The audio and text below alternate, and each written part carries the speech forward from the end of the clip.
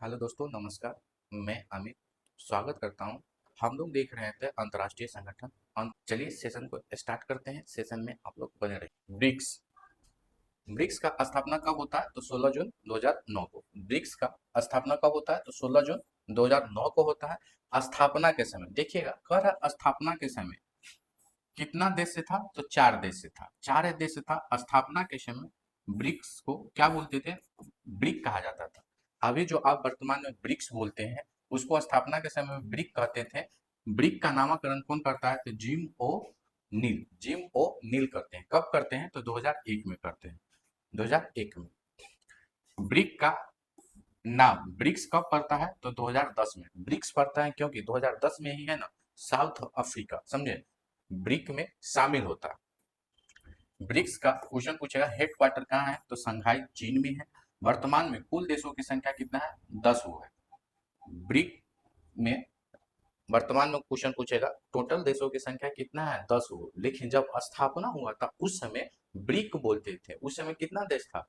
4 वो। ब्रिक्स कब कहा गया? तो 2010 में। 2010 में ही है ना दक्षिण अफ्रीका ब्रिक में शामिल होता है। 10 वो देश है। तो 10 देश कौन कौन है? तो याद रखिएगा, ब्राजील, रूस, भारत, चीन, दक्षिण अफ्रीका, मिस्र, ईरान, यूएई, इथोपिया और इंडोनेशिया।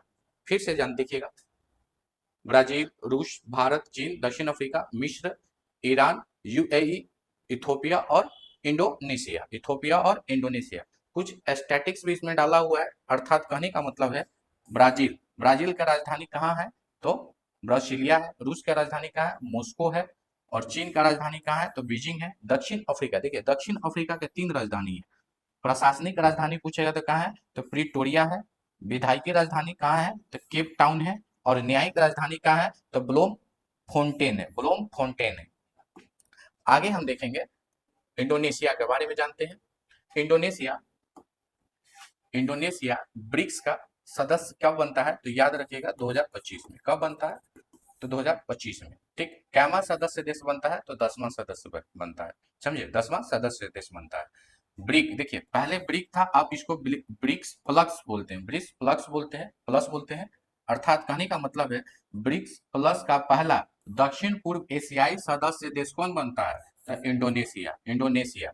ठीक, इनका सदस्यता मिलता है कौन सी घोषणा पत्र? तो याद रखिएगा 2025 में ब्राजील घोषणा पत्र के द्वारा इंडोनेशिया को सदस्यता मिलता है। जनसंख्या के दृष्टि से पूछेगा इंडोनेशिया कैमा देश है? तो चौथा देश है। विश्व में जनसंख्या के दृष्टि से इंडोनेशिया कैमा देश है? चौथा देश है। ठीक, सर्वाधिक मुस्लिम मुस्लिम कहाँ निवास करता है? तो इंडोनेशिया में। सर्वाधिक मुस्लिम कहाँ निवास करता है? इंडोनेशिया में। इंडोनेशिया में ही एक बौद्ध मंदिर है, उसको क्या बोलते हैं? बोरोबुदुर के मंदिर। बोरोबुदुर के मंदिर कहाँ है? तो इंडोनेशिया में। बोरोबुदुर के मंदिर कहाँ स्थित है? तो इंडोनेशिया में। बौद्ध धर्म का सबसे बड़ा मंदिर कहाँ है? तो इंडोनेशिया में। उनका नाम क्या है? बोरोबुदुर के मंदिर। अब आप देखिएगा, एक हिंदू मंदिर है, हिंदू मंदिर, अर्थात कहने का मतलब ये है, क्वेश्चन यदि पूछेगा विश्व का सबसे बड़ा हिंदू मंदिर कौन सा है? तो अंकोर वाट की मंदिर। अंकोर वाट की मंदिर विश्व का सबसे बड़ा हिंदू मंदिर है। हमने आपको क्या बोला? विश्व का सबसे बड़ा बौद्ध मंदिर कहाँ स्थित है? तो इंडोनेशिया में। इंडोनेशिया में है। उसका नाम क्या है? तो बोरोबुदुर का मंदिर है। लेकिन क्वेश्चन यदि पूछ देगा विश्व का सबसे बड़ा हिंदू मंदिर कौन सा है? तो याद रखिएगा कंबोडिया में स्थित है। उनका नाम क्या है? अंकोर वाट की मंदिर। अंकोर वाट की मंदिर, समझे। जो अंकोर वाट की मंदिर है, उन्हीं मंदिर का कॉपी, समझे, कॉपी कहाँ बन रहा है? तो भारत में, अपना भारत में बन रहा है। भारत में भी कहाँ बन रहा है? तो मोतिहारी में बन रहा है। मोतिहारी बोलने का मतलब अर्थात पूर्वी चंपारण में, समझे, पूर्वी चंपारण में बन रहा है। फिर से सुनिए, जो अंकोर वाट की मंदिर है कहाँ है? कंबोडिया में। किस भगवान से संबंधित है? तो याद रखिएगा विष्णु भगवान से संबंधित है। किससे संबंधित है? विष्णु भगवान से संबंधित है। ठीक, निर्माण कौन करवाता है? तो याद रखिएगा उनका नाम क्या रहता है? सूर्य वर्धन द्वितीय। कौन निर्माण करवाते हैं? सूर्य वर्धन द्वितीय। आगे देखेंगे, ब्रिक का पहला सम्मेलन कब होता है? तो 2009 में होता है। ब्रिक का पहला सम्मेलन कब होता है? 2009 में होता है। कहाँ पर होगा? तो याद रखिएगा रूस में होगा। दूसरा सम्मेलन 2010 में होगा। कहाँ होगा? ब्राजील में होगा। तीसरा सम्मेलन 2011 में होता है। कहाँ होगा? चीन में होगा। अब देखिएगा 2011 में पहली बार क्या होता है? पहली बार ब्रिक्स में, समझे, ब्रिक्स में भाग लेता है। ब्रिक्स के सम्मेलन में पहली बार भाग कौन लेता है? तो याद रखिएगा दक्षिण अफ्रीका। लेकिन दक्षिण अफ्रीका शामिल होगा कब? 2010 में। और सम्मेलन में भाग लेना प्रारंभ कब से करेगा? 2011 में। अर्थात 2011 में कहाँ इसका आयोजन हो रहा था? तो चीन में। ठीक, आगे देखेंगे। आगे का रहा है छठा सम्मेलन। छठा सम्मेलन कब होता है? तो 2014 में। 14 में कहाँ होता है? तो ब्राजील में होता है। इस सम्मेलन में, समझे, इस सम्मेलन में फोटो ले जा, समझे, याद रखिएगा, फोटो ले जा घोषणा पत्र के द्वारा, समझे, किसका स्थापना होता है? NDB, national development bank. National development bank का स्थापना ब्रिक्स के कैवा सम्मेलन के दौरान? तो छठा सम्मेलन के दौरान। कहाँ होता है? तो ब्राजील में। किस घोषणा पत्र के द्वारा होता है? तो फोटो ले जा घोषणा पत्र के द्वारा होता है। अब हम देखेंगे एनडीबी। एनडीबी का फुल फॉर्म यदि पूछेगा तो न्यू डेवलपमेंट बैंक होता है। स्थापना कब होता है? 15 जुलाई 2014 को। 15 जुलाई 2014 को किसका स्थापना होता है? तो एनडीबी। हेडक्वार्टर कहाँ है इसका? तो संघाई चीन में। हेडक्वार्टर कहाँ है? तो संघाई चीन में है। प्रमुख, क्वेश्चन पूछेगा, वर्तमान में एनडीबी का प्रमुख कौन है? तो डिल्मा रूसेफ। कौन है? तो डिल्मा रूसेफ। 2026 तक इनका कार्यकाल है, ये भी आप याद रखिएगा। ठीक, आगे का रहा 16वां सम्मेलन। देखिएगा 16वां सम्मेलन, ब्रिक्स का 16वां सम्मेलन कब होता है? तो 2024 में होता है। कहाँ होता है? तो कजान, रूस में होता है। कजान, रूस में होता है। 17वां सम्मेलन, 17वां सम्मेलन कब होता है? तो 2025 में होता है। 17वां सम्मेलन कब होता है? तो 2025 में होता है। कहाँ होता है? तो रियो डी जेनेरियो। कहाँ है? तो ब्राजील में होता है। रियो डी जेनेरियो ब्राजील में होता है। अध्यक्षता कौन करता है? तो ब्राजील के प्रधानमंत्री। 17वां सम्मेलन कब होगा? 2025 में होगा। कहाँ होता है? तो ब्राजील में। ब्राजील के किस शहर में? तो रियो डी जेनेरियो, समझे। अध्यक्षता कौन करता है? ब्राजील के राष्ट्रपति, उसका नाम क्या रहता है? लूना डी सिल्वा। लूना डी सिल्वा। मुख्य विषय, मुख्य विषय क्या है? अधिक समावेशी और टिकाऊ शासन के लिए ग्लोबल दक्षिण सहयोग को क्या करना है? मजबूत करना है। दक्षिण सहयोग को क्या करना है? मजबूत करना है। फिर से सुनिए, 17वां सम्मेलन का मुख्य विषय क्या रहता है? तो अधिक समावेशी और टिकाऊ शासन के लिए ग्लोबल दक्षिण सहयोग को क्या करना है? मजबूत करना है। ठीक, भारत के तरफ से कौन इसमें भाग लेता है? तो भारत के प्रधानमंत्री कौन? तो नरेंद्र मोदी जी इसमें भाग लेता है। अब देखिएगा 18वां सम्मेलन कहाँ होगा? तो भारत में होगा। 18वां सम्मेलन कहाँ होगा? तो भारत में होगा। कब होगा? तो 2026 में होगा। अब भारत पूछेगा, भारत ब्रिक्स का सम्मेलन कितने बार किया है? तो याद रखिएगा अभी तक टोटल 4 बार किया है, समझे। कब कब? पहली बार 2012 में, उसके बाद 16 में, उसके बाद 21 में, अब करेगा कब? 2026 में करेगा। 2026 में करेगा तो टोटल कितने हो जाएगा? 4 बार। लेकिन 26 से पहले पूछेगा तो टोटल 3 बार किया है। तो ये हमारा ब्रिक्स से संबंधित जो इंपोर्टेंट डाटा था वो हम आपको बता दिए। आगे हम देखेंगे सार्क।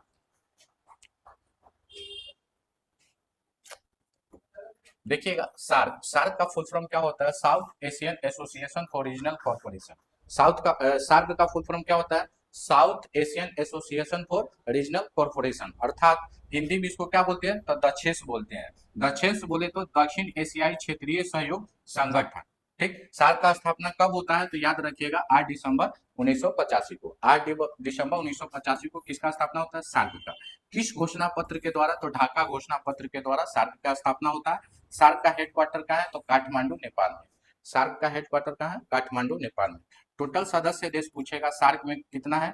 तो 8 वो। कौन कौन है? मालदीव है, श्रीलंका है, भूटान, पाकिस्तान, भारत, नेपाल, बांग्लादेश और अफगानिस्तान है। ठीक, टोटल सदस्य देश कितना है? तो 8 वो। 8 वो कौन कौन है? तो याद रखिएगा श्रीलंका, भारत, भारत के बाद अब पाकिस्तान, अफगानिस्तान, नेपाल, भूटान, बांग्लादेश। नेपाल, भूटान, बांग्लादेश और मालदीव। ठीक, 8 वो है। तो 8वां क्वेश्चन पूछेगा, 8वां देश या सार्क का सबसे नवीनतम देश कौन बनता है? तो अफगानिस्तान बनता है। कब ये सदस्यता ग्रहण करता है? तो 2007 में। 2007 में।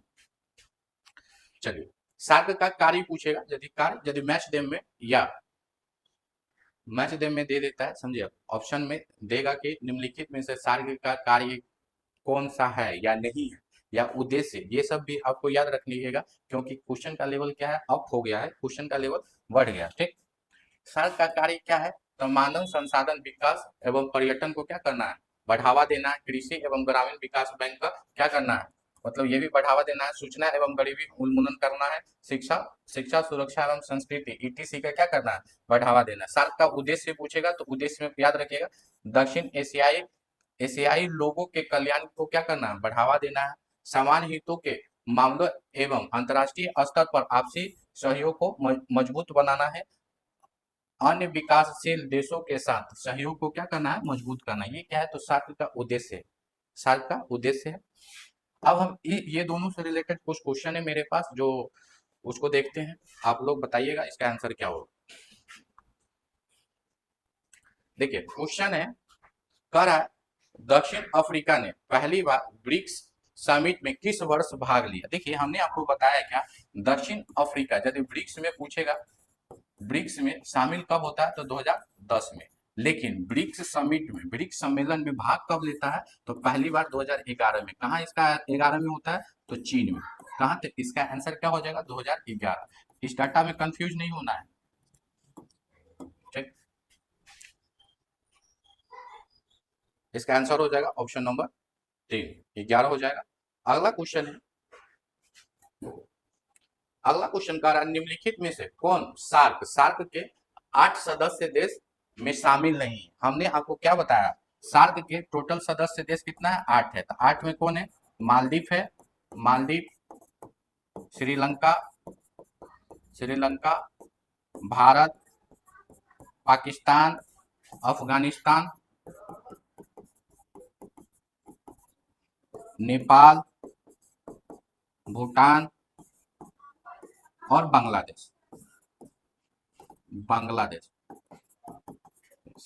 ठीक। कितना हो गया, 1 2 3 4 5 6 7 8। अब देखिएगा ऑप्शन क्या कर रहा है, चीन, चीन तो शामिल नहीं है, गलत हो गया। म्यांमार भी शामिल नहीं है।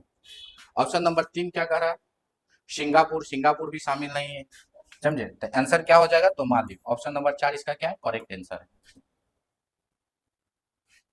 चलिए, मालदीव इसका करेक्ट आंसर है। क्वेश्चन देखिएगा, कह रहा है ब्रिक्स के संबंध में निम्नलिखित कथनों पर क्या करना है, विचार करना। ब्रिक्स के संबंध में निम्नलिखित कथनों पर विचार करिए। कथन क्या है, तो कथन को देखते हैं।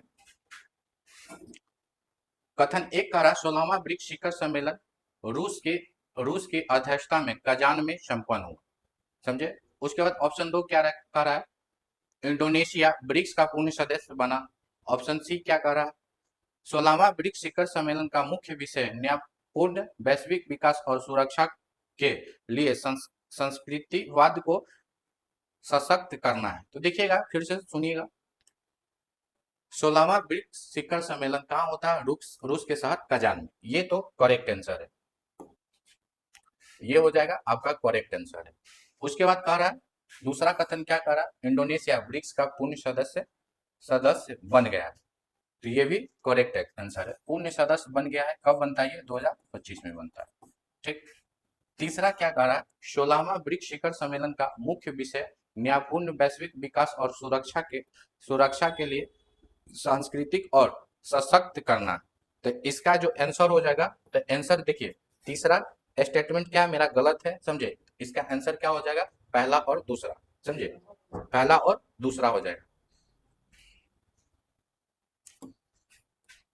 इसका आंसर पहला और दूसरा। आज का सेशन यहीं तक है, फिर हम मिलते हैं अगले वीडियो में नए तथ्य के साथ।